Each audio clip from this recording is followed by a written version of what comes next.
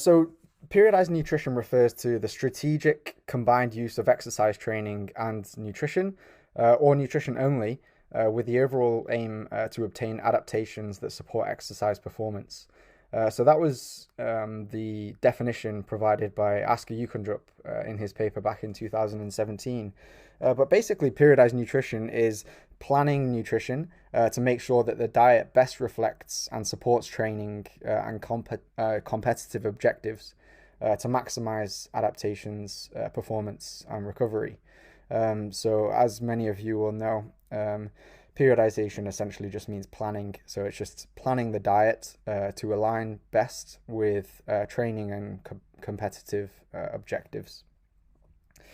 My overall philosophy as a sports nutritionist is simple, meaningful, and with purpose. So, unlike many presentations that you might have seen, especially nutrition presentations, I'm going to go about this webinar slightly differently. So, I'm going to try and explain periodized nutrition as if I was in a meeting with a coach, a head coach, or a technical department, or even a player, for instance. So, there won't be so much technical jargon. There will be there'll be a great deal of practical application, and there'll be certainly some analogies and metaphors in there as well, because ultimately my role is to communicate complex nutrition science in the most simple terms, to get buy-in from coaches initially, and then impact the behaviors and practices of players as well. And I think most of the people that will be listening to this are in a similar position, really. So, yeah, and any way in which we can simplify things is good, is a good thing.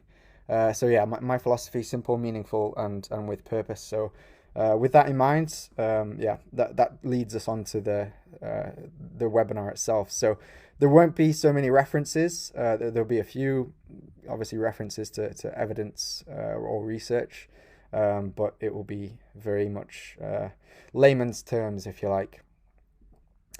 So I just thought I'd kind of start with a really quick nutrition 101, like a real fundamental introduction to nutrition.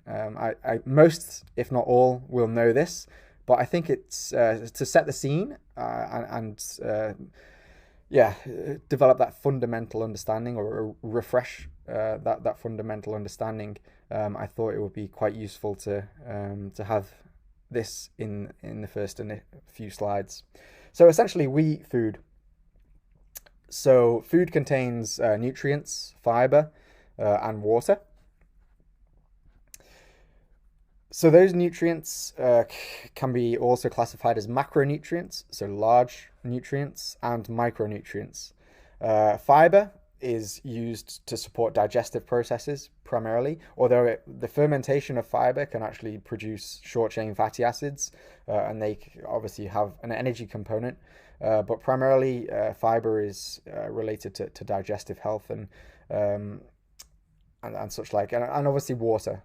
Water for hydration, obviously, and the maintenance of fluid balance within the body.